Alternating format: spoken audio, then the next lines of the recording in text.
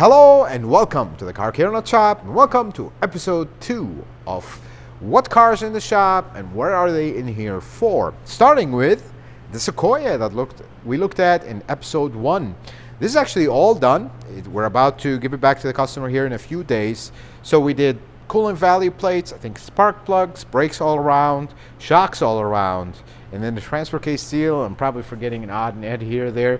But one thing with these Sequoias, the Tundras equally, and then the Land Cruisers, when you replace the rear brakes, they love to scrape. So what happens with these in the back, the backing plate gets pushed up with rust, and when you put new rotors, they have sharp edges on the inside, start scraping. Usually on turns or sometimes continuous. This was continuous.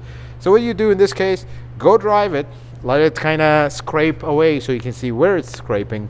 Bring it back, take the brakes all apart. You'll see the scrape marks. Kind of hammer them in because they're pushed out and the new rotor has sharp edges. We had to do this like 2-3 times and we got it. It's first thing we're going to do tomorrow is take it for a long test drive, make sure everything is good, and kind of the final test drive because we're done. Today is Monday for reference, and this is, I think, getting picked up Thursday. So we have to get it all ready to go. This is the one we saw also in episode 1. This is an RX 350.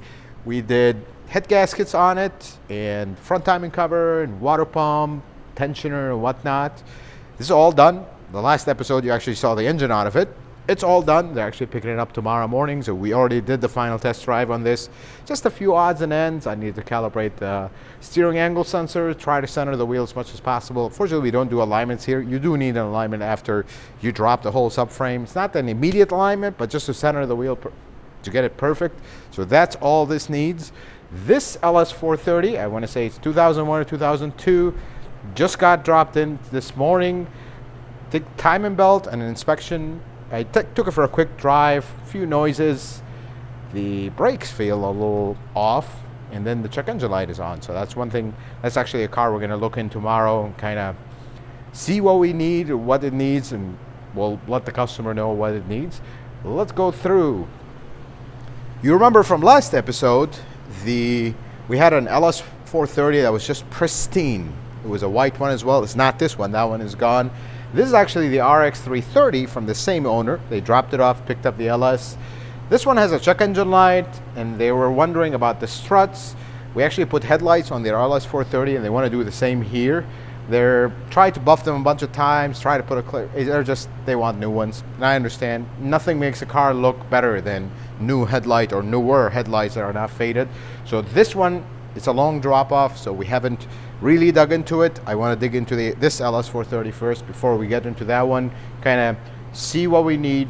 This week is a tough week at the shop because it is the week of Christmas, and we are closed from Christmas till New Year's, so most of the cars have to go. This one is probably going to stay over because we're going to talk about what it needs and talk to the customer and go from there.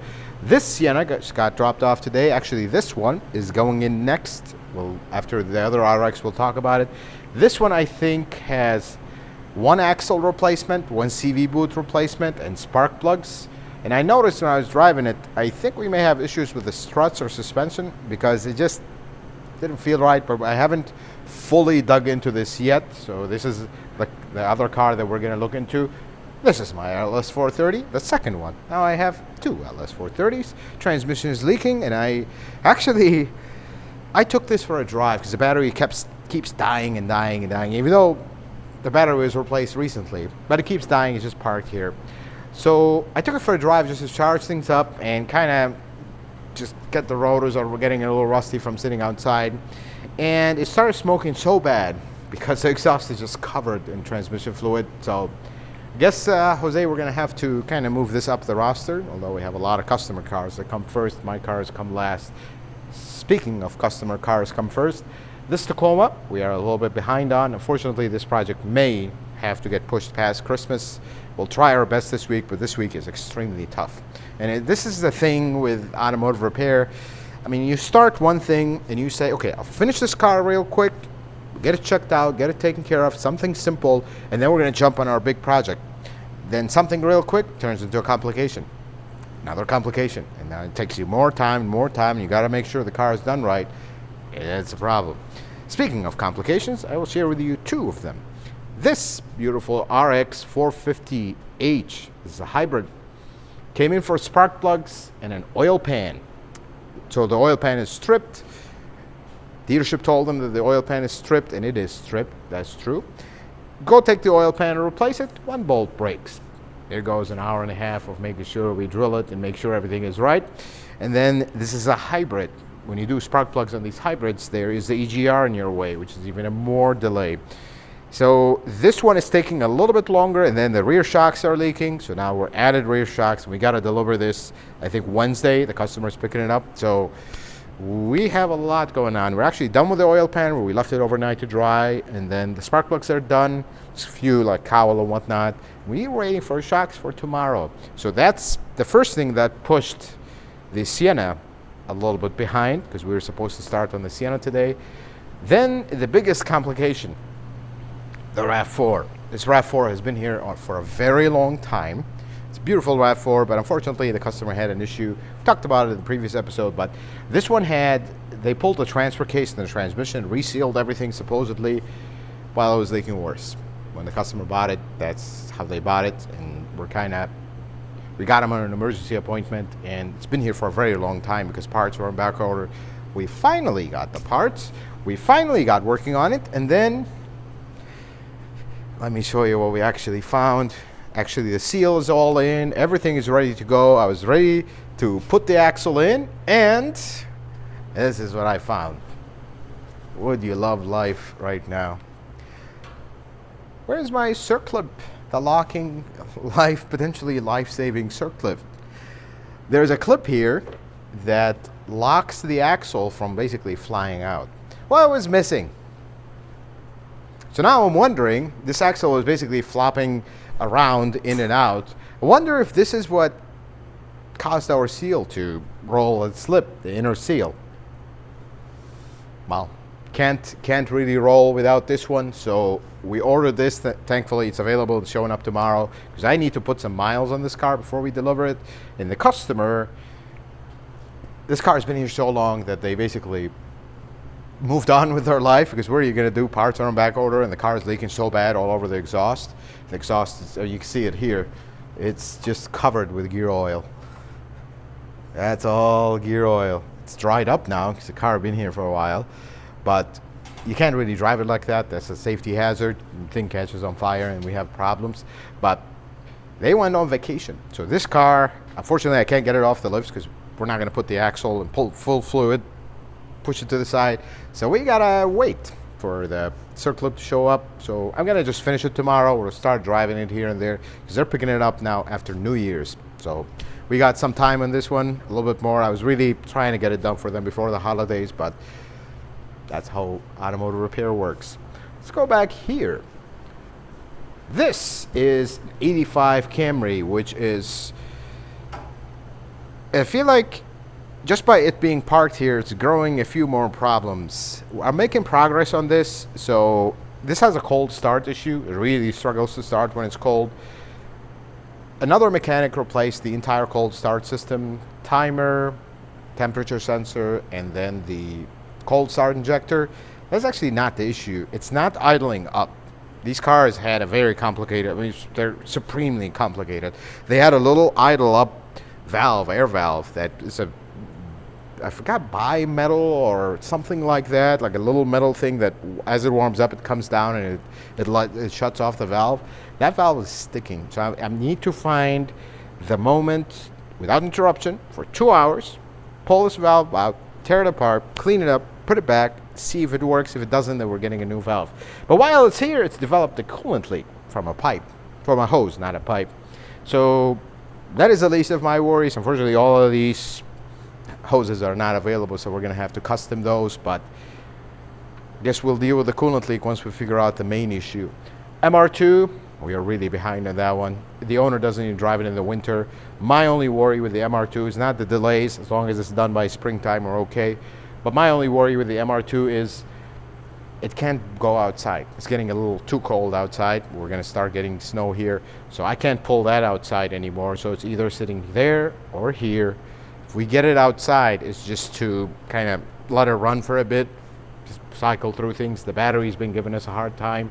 You notice the charger right next to it. We just keep charging it, because we got to keep this one alive. Supra is all done. We're just pending on a few little odds and ends. The owner asked about some shocks.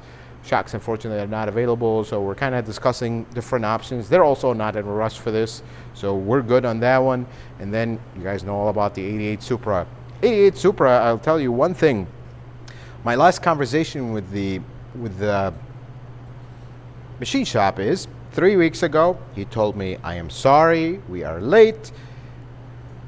I will come in this Saturday to the machine shop. I'll get that motor done. You can pick it up Monday.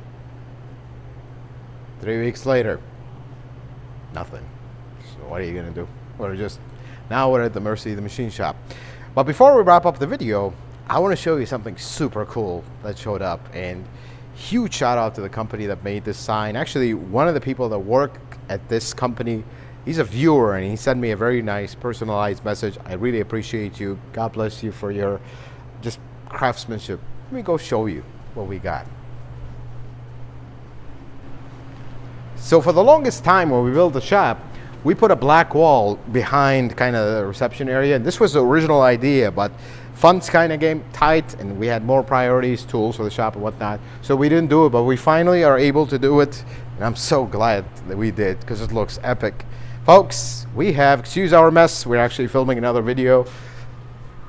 We have a sign in the waiting room, and it is a lit sign. It just looks beautiful. I love it. I'm so happy we have this sign. It changes colors and everything. I don't know where Mrs. Karkirna put the remotes, but oh, here they are. Sorry, Mrs. Karkirna, I'm going through your office.